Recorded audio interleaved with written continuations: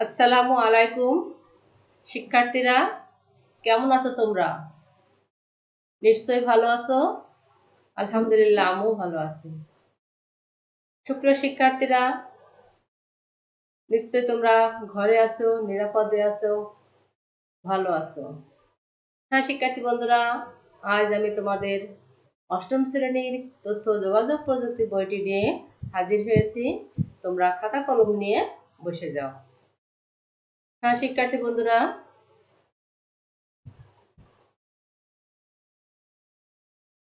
আজকের ক্লাসে তোমাদের স্বাগতম।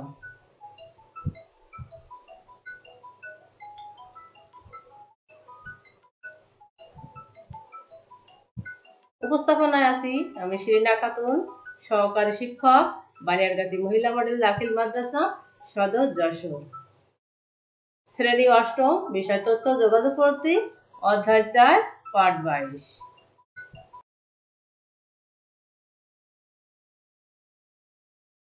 শিক্ষার্থী বন্ধুরা, এই নিচের ছবি দেখে কি বুঝতে পারছো তোমরা? এই ছবিগুলোকে দেখে বুঝতে পারছো কিছু? হ্যাঁ দেখো, পাথরের গায়ে বিভিন্ন চিহ্ন বা দাগ দেওয়া আছে, তাই না শিক্ষার্থী বন্ধুরা?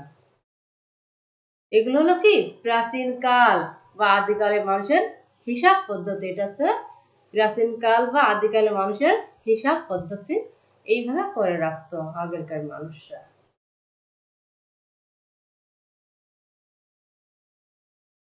এই ছবি দ্বারা আমরা কি বুঝতে পারছি শিক্ষার্থী বন্ধুরা?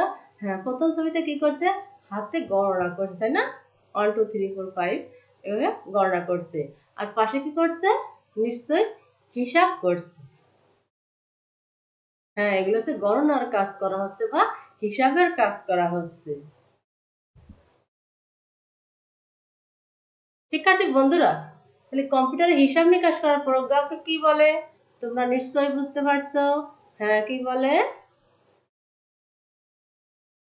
স্প্রেডশিট প্রোগ্রাম বলে। তাহলে তোমরা কি বুঝতে পারছো আজকে আমাদের পাঠের বিষয়বস্তু কি হবে?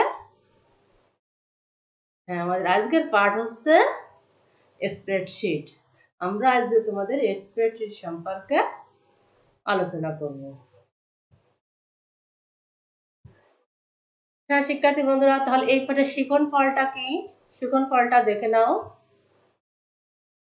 টাইপের শিখন ফল হচ্ছে কি, স্প্রেডশিট কি তা বলতে পারবে, তথ্য যোগাযোগ করতে এবং স্প্রেডশিটের মধ্যে সম্পর্ক ব্যাখ্যা করতে পারবে, আর কি স্প্রেডশিট সফটওয়্যারের ব্যবহারের সুবিধাগুলো বর্ণনা করতে পারবে।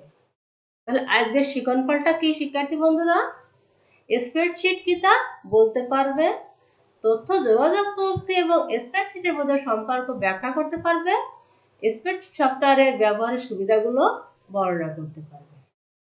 শিক্ষার্থী বন্ধুরা, এই নিচের ছবিগুলো দেখো, চিন্তা করো এখানে কি আছে ছবিগুলা। হ্যাঁ, প্রথম ছবিতে কি আছে? এটা আছে অ্যাবাকাস, তাই না? এটা হচ্ছে কি অ্যাবাকাস, এটা হচ্ছে ক্যালকুলেটর, আর ওটা কি কম্পিউটার।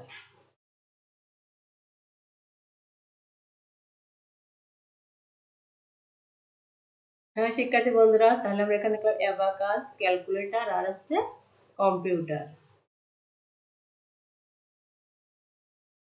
হ্যাঁ শিক্ষার্থী বন্ধুরা, এই যে মানব জাতির আদিকাল থেকেই কিন্তু মানুষকে বিভিন্ন বিষয়ের হিসাব নিকাশ রাখতে হতো।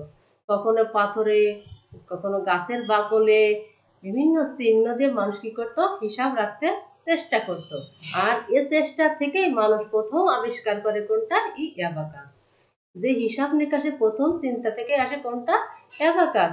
আর আজ থেকে যে 50 বছর আগে কাগজ কলম ছিল হিসাব নিকাশের প্রধান হাতিয়ার। এই যে আমরা যে কাগজ কলম ব্যবহার করছি, এটা ছিল আমাদের হিসাব নিকাশের 50 বছর আগে এটা ছিল একমাত্র হাতিয়ার। এরপর প্রযুক্তির বিকাশে ক্যালকুলেটরের আবিষ্কার হয়, কিন্তু যে জটিল আর দীর্ঘ হিসাবের সমস্যা সমাধানের জন্য তৈরি হয় কম্পিউটার নামে একটি বুদ্ধিমান যন্ত্র। এই যে কম্পিউটার নামে বুদ্ধিমান যন্ত্রের মাধ্যমে আমরা কি করতে পারি, জটিল এবং কঠিন হিসাব নিকাশ আমরা করতে পারি।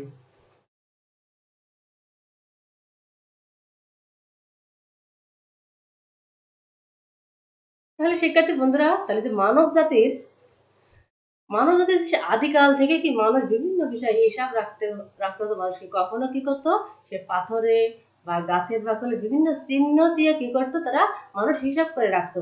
আর এই চেষ্টা থেকে কি মানুষ প্রথম আবিষ্কার করে কি অ্যাবাকাস নামে একটা যন্ত্র। আজ থেকে প্রায় 50 বছর আগে মানুষের একমাত্র প্রধান হাতিয়ার হিসাবে কাছে ছিল কি কাগজ আর কলম। কিন্তু তারপরে দেখো এই যে এরপর প্রযুক্তির বিকাশের ফলে আবিষ্কার হয়েছে ক্যালকুলেটর। কিন্তু ক্যালকুলেটর কি জটিল এবং দীর্ঘ হিসাব নিকাশ করা কঠিন হয়ে গিয়েছিল। এরপরে আবিষ্কার হলো কি এই কম্পিউটার নামে যন্ত্রটি। হ্যাঁ শিক্ষার্থী বন্ধুরা, স্প্রেডশিট, স্প্রেড মানে কি বলতে পারবে? স্প্রেড মানে কি? হ্যাঁ, স্প্রেড মানে হচ্ছে ছড়ানো। স্প্রেড মানে ছড়ানো বা বড় কিছু। আর শিট মানে হচ্ছে কি কাগজ বা পাতা। তাহলে স্প্রেড মানে হচ্ছে ছড়ানো বা বড়, আর শিট মানে হচ্ছে কাগজ বা পাতা। তাহলে স্প্রেডশিট মানে কি তোমরা বলতে পারবে?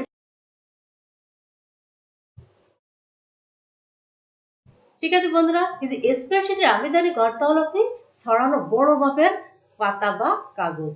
ব্যবসা প্রতিষ্ঠানে আর্থিক হিসাব নিকাশ সংরক্ষণের জন্য এই ধরনের কাগজ ব্যবহার করা হয়। মাইক্রোসফট এক্সেলের ফাইলকে ওয়ার্কবুক বলা হয়। এই যে মাইক্রোসফট এক্সেলের যে ফাইল আছে একে কি বলা হয়? ওয়ার্কবুকও বলা হয়। আর এই যে প্রতিটি ওয়ার্কশিটে 16,384টি কলাম থাকে। 16,384টি কলাম এবং 10,48,576টি রো থাকে। সারি এবং কলামের সমন্বয়ে হয় একটি সেল। সারি আর কলামের সমন্বয়ে আছে সেল। হ্যাঁ দেখো রো, ওটা হচ্ছে রো। এই যে বাম থেকে ডানে যে চিকন যে রো, এটা গেছে, এটা হচ্ছে রো বা সারি। আর দেখো উপর থেকে নিচে মানে A B C D F এগুলো হচ্ছে কলাম, এগুলো হচ্ছে কলাম চিহ্নিত। তাহলে শিক্ষার্থী বন্ধুরা, এই যে স্প্রেডশিট তাহলে আগামী অর্থ কি ছড়ানো বা বড় মাপের পাতা বা কাগজ। ব্যবসা প্রতিষ্ঠানের আর্থিক হিসাব নিকাশ করার জন্য এই ধরনের কাগজ কি করা হয়? ব্যবহার করা হয়। মাইক্রোসফট এক্সেলের ফাইলকে কি বলা হয়? ওয়ার্কবুকও কিন্তু বলা হয়। কি বলা হয়? ওয়ার্কবুক। আর প্রতিটি ওয়ার্কশিটে আছে কত? 16,384টি আচ্ছা কি আছে? কলাম আছে এবং 10,48,576টি রো থাকে। সারি আর কলামের সমন্বয়ে তৈরি হয় একটা সেল। হ্যাঁ শিক্ষার্থী বন্ধুরা, এবার চলো আমরা কয়েকটি স্প্রেডশিট প্রোগ্রাম দেখে নিই। হ্যাঁ, অ্যাপল কোম্পানি ভিসি ক্যালক, এই যে স্প্রেডশিট প্রোগ্রাম একটা আছে অ্যাপল কোম্পানির ভিসি ক্যালক। মাইক্রোসফট কোম্পানির কি হবে? মাইক্রোসফট কোম্পানির মাইক্রোসফট এক্সেল। মাইক্রোসফট কোম্পানি আছে মাইক্রোসফট এক্সেল। আর ওপেন অফিস ক্যালক হচ্ছে কোনটা? হ্যাঁ, কে স্প্রেড। হ্যাঁ শিক্ষার্থী বন্ধুরা, তাহলে যে আমাদের কয়েকটি স্পেসিফিক প্রোগ্রাম কি কি? অ্যাপল কোম্পানির ভিসি ক্যালক, মাইক্রোসফট কোম্পানির মাইক্রোসফট এক্সেল, ওপেন অফিস ক্যালকের আছে কে স্প্রেড। এই যে 70 দশকের শেষের দিকে অ্যাপল কোম্পানি হচ্ছে সর্বপ্রথম ভিসি ক্যালক স্প্রেডশিট সফটওয়্যার উদ্ভাবন করে। পরবর্তীকালে Microsoft Excel, OpenOffice Calc, KSpread নামের স্প্রেডশিট সফটওয়্যার উদ্ভাবিত হয়। বর্তমানে বহুল ব্যবহৃত জনপ্রিয় স্প্রেডশিট সফটওয়্যার হলো মাইক্রোসফট কোম্পানির এক্সেল। শিক্ষার্থী বন্ধুরা, তাহলে কয়েকটি স্প্রেডশিট প্রোগ্রাম কি? অ্যাপল কোম্পানির ভিসি ক্যালক, মাইক্রোসফট কোম্পানির Microsoft Excel, OpenOffice Calc, KSpread. এই যে 70 দশকের শেষের দিকে অ্যাপল কোম্পানি সর্বপ্রথম ভিসি ক্যালক স্প্রেডশিট সফটওয়্যার উদ্ভাবন করেন। আর পরবর্তীকালে Microsoft Excel, OpenOffice Calc, KSpread নামের স্প্রেডশিট সফটওয়্যার উদ্ভাবিত হয়। বর্তমানে বহুল ব্যবহৃত জনপ্রিয় স্প্রেডশিট সফটওয়্যার হলো মাইক্রোসফট কোম্পানির এক্সেল।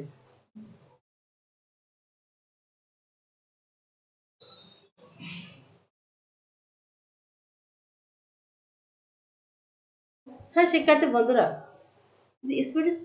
স্প্রেডশিট প্রোগ্রামটা কি? হ্যাঁ, স্প্রেডশিট হলো এক ধরনের কি অ্যাপ্লিকেশন কম্পিউটার প্রোগ্রাম। স্প্রেডশিট কি? এটা একটা অ্যাপ্লিকেশন কম্পিউটার প্রোগ্রাম। তাহলে তোমরা বুঝতে পারছো যে স্প্রেডশিট প্রোগ্রাম কি? স্প্রেডশিট প্রোগ্রাম কি একটা অ্যাপ্লিকেশন কম্পিউটার প্রোগ্রাম।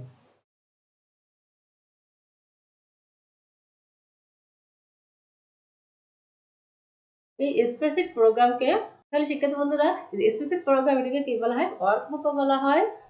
এটাকে আবার কি বলা হয়? ওয়ার্কশিটে বহু সংখ্যক সারি বা রো ও কলাম থাকে। ওয়ার্কশিটে কি থাকে? বহু সংখ্যক সারি বা কলাম থাকে। আর কি থাকে? হ্যাঁ দেখো, এ বি সি দিয়ে কলাম এবং 1 2 3 দিয়ে রো নির্দেশ করা হয়। আর এই ছোট ছোট ঘরগুলোকে কি বলা হয়? সেল বলা হয়। ছোট ছোট ঘরগুলোকে কি বলা হয়? সেল বলা হয়।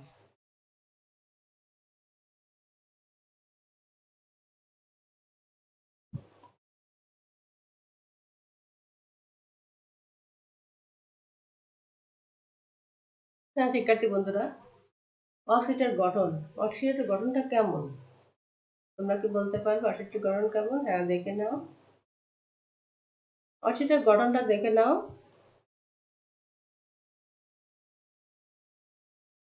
হ্যাঁ দেখো, ওয়ার্কশিটের গঠনটা কেমন? কলামের শিরোনাম হয় অক্ষর দিয়ে, সারির শিরোনাম হয় সংখ্যা দিয়ে, আর কি কলাম ও সারির মিলিত স্থান হলো সেল। কলামের শিরোনাম বি এবং ও সারি শিরোনাম 2 হলে শেষ বিন্দুতে অবস্থানকারী সেলের নাম হবে B2। তাহলে কলামের শিরোনাম যদি বি এবং সারি শিরোনাম যদি 2 হয়, মনে করো 3 হলো, যাই হোক না কেন দুটো সম্মিলিত দুটো শেষ বিন্দুতে অবস্থানকারী সেলের নামই হলো সেল। হলো কি যে কলামের শিরোনাম বি ও সারি শিরোনাম 2 হলে শেষ বিন্দুতে অবস্থানকারী সেলের নাম হচ্ছে B2।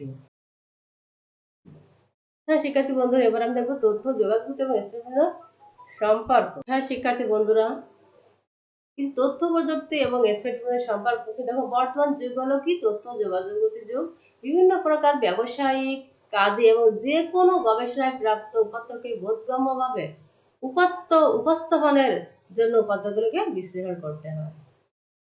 তাহলে কি যে বর্তমান যুগ কি তথ্য যোগাযোগ যুগ। বিভিন্ন প্রকার ব্যবসায়িক কাজে এবং যে কোনো প্রকার গবেষণায় প্রাপ্ত উপাত্তকে বোধগম্যভাবে উপস্থাপনের জন্য উপাত্তগুলোকে বিশ্লেষণ করতে হয় হচ্ছে এই স্প্রেডশিট।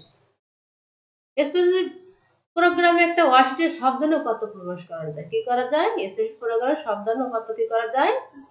প্রবেশ করানো যায়। তাহলে বর্তমান যুগ হচ্ছে কি তথ্য যোগাযোগ যুগ। বিভিন্ন প্রকার ব্যবসায়িক কাজে এবং যে কোনো গবেষণায় প্রাপ্ত উপাত্তকে উদ্গমভাবে উপস্থাপনের জন্য উপাত্তগুলোকে বিশ্লেষণ করতে হয়। আর স্প্রেড প্রোগ্রামে একটা ওয়ার্কশিটে সব ধরনের উপাত্তে প্রবেশ করানো যায়। এটা হচ্ছে সব থেকে চমকপ্রদ যে স্প্রেড প্রোগ্রামে সব ধরনের উপাত্ত প্রবেশ করানো যায়। স্প্রেড প্রোগ্রামে সব ধরনের উপাত্ত প্রবেশ করানো যায় বলে যে কোনো ধরনের যে কোনো সংখ্যক উপাত্ত অল্প সময়ে সম্পাদন করা, হিসাব করা, বিশ্লেষণ করা এবং প্রতিবেদন তৈরি করার কাজ স্প্রেডশিট প্রোগ্রামের মাধ্যমে করা যায়। হ্যাঁ দেখো শিক্ষার্থী বন্ধুরা, যে কোনো সংখ্যক উপাত্ত অল্প সময়ে সম্পাদন করা, হিসাব করা, বিশ্লেষণ করা এবং প্রতিবেদন তৈরি করার কাজ স্প্রেডশিট প্রোগ্রামের মাধ্যমে করা যায়।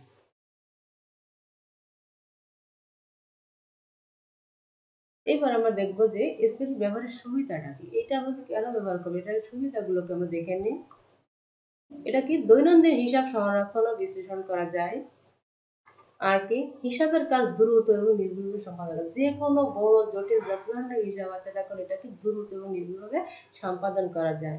আর কি করা যায়? সময় অপচয় রোধ করা যায়। শুধু সময় অল্প সময়ে অনেক কাজ, একটা ফলাফল বের করলে হাজার হাজার ফলাফলকে আমরা স্পেশালভাবে করতে পারি। আর কি বার্ষিক হিসাবে ক্যালেন্ডার তৈরি করা যায়। আর কি ডেটা সংরক্ষণ ও ব্যবস্থাপনার যাবতীয় কাজ সম্পন্ন করা যায়। আর কি বার্ষিক প্রতিবেদন প্রণয়ন ও বাজেট প্রণয়ন করা যায়। আর কি বার্ষিক প্রতিবেদন প্রণয়ন আর কি বাজেটও কিন্তু স্প্রেডশিটের মাধ্যমে করা যায়। এটা আমাদের অনেক বড় একটা সুবিধা। আর কি ব্যাংকিং ব্যবস্থাপনার যাবতীয় হিসাব নিকাশ কিন্তু এখানে বিশ্লেষণ করা যায়। যে ব্যাংকিং ব্যবস্থাপনায় যাবতীয় হিসাব নিকাশ কি এখানে হিসাবকে বিষয়ক যে ব্যাংকিং ব্যবস্থাপনার যাবতীয় বিষয় এখানে কি বিশ্লেষণ করাও যায়।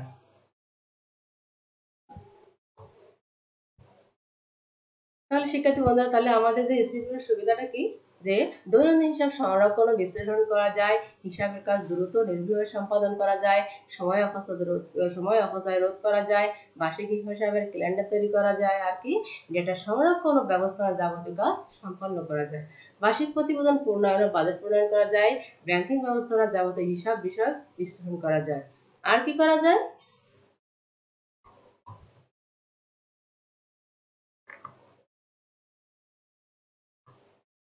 সব ধরনের আর্থিক ব্যবস্থাপনা করা যায়। আর কি তথ্যকে আকর্ষণীয় উপস্থাপন করা, তুমি কোনো একটা তথ্যকে সুন্দরভাবে আকর্ষণীয়ভাবে এই স্প্রেডশিট মাধ্যমে উপস্থাপন করতে পারবে। আর কি যে উৎপাদন ব্যবস্থাপনাও করা যায়, এর মধ্যে উৎপাদন ব্যবস্থাপনার কাজও এই স্প্রেডশিটের মাধ্যমে করা যায়। আর কি বিপুল পরিমাণে তথ্য নিয়ে কাজ করা যায়, যে অনেক অনেক তথ্য নিয়ে এই স্প্রেডশিটের মাধ্যমে করা যায়। এখানে বড় বিশাল বড় একটা সুযোগ সুবিধা রয়েছে আমাদের এই স্প্রেডশিট প্রোগ্রামে।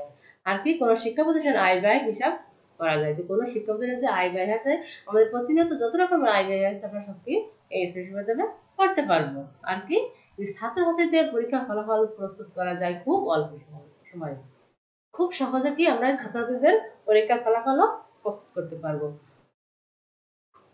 আর কি যে ডাক যোগাযোগ ঠিকানা ও ইমেইল ঠিকানা ব্যবস্থাপনা সংরক্ষণ সহজে করা যায়, যে ডাক যোগাযোগের ঠিকানা আর ইমেইল ঠিকানা ব্যবস্থাপনা সংরক্ষণ এটা সহজেই করা যায়। এই হচ্ছে আমাদের কি এটা গেল আমাদের স্প্রেডশিট ব্যবহারের সুবিধা। এটা কি আমাদের স্প্রেডশিট ব্যবহারের সুবিধাগুলো আমরা এটা এখানে দেখে নিলাম, যে কি কতগুলো সুবিধা আছে। এই সুবিধা বলে শেষ করা যাবে না, একটা স্প্রেডশিট অনেক অনেক সুবিধা আছে, আমরা এখানে অনেক সুবিধা ভোগ করতে পারি। হ্যাঁ শিক্ষার্থী বন্ধুরা, তাহলে আজকে আমরা কি দেখলাম, যে স্প্রেডশিট প্রোগ্রাম কি তা দেখে আসলাম। আর কি স্প্রেডশিট এবং তথ্য প্রযুক্তির মধ্যে কি সম্পর্ক রয়েছে সেটা দেখলাম। আর কি আমরা যে স্প্রেডশিট প্রোগ্রাম ব্যবহারের সুবিধা, কি কি সুবিধাটা আমরা পেতে পারি সেটা দেখে আসলাম। হ্যাঁ এটা অবশ্যই তোমাদের মনে আছে, এখন তোমাদের মূল্যায়ন করবো, আমি তোমাদের এখন মূল্যায়ন করব। চলো শিক্ষার্থী বন্ধুরা, তোমরা মূল্যায়নের জন্য প্রস্তুতি গ্রহণ করো। হ্যাঁ 1 নম্বর প্রশ্ন আছে যে হিসাব নিকাশের জন্য কোন সফটওয়্যার বেশি উপযোগী। শিক্ষার্থী বন্ধুরা, যে আমরা হিসাব নিকাশ করি এর জন্য কোন সফটওয়্যার বেশি উপযোগী, হ্যাঁ তোমরা এটা দেখে নাও।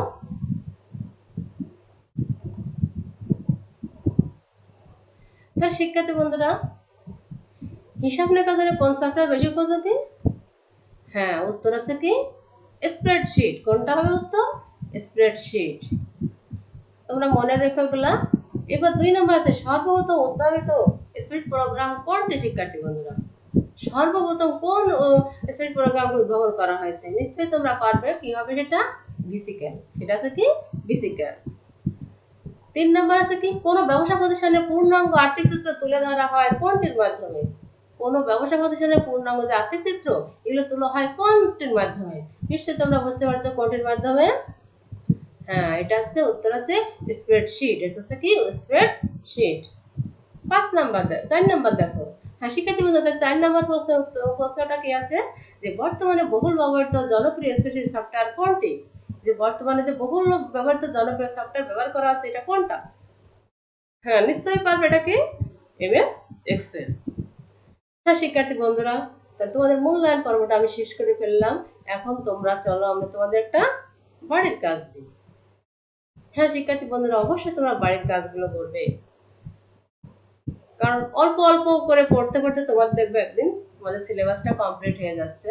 তাহলে আজকে তোমাদের বাড়ির কাজ হবে যে ক্যালকুলেটরসে স্প্রেডশিট প্রোগ্রাম কাজ করার সুবিধাজনক আলোচনা করো।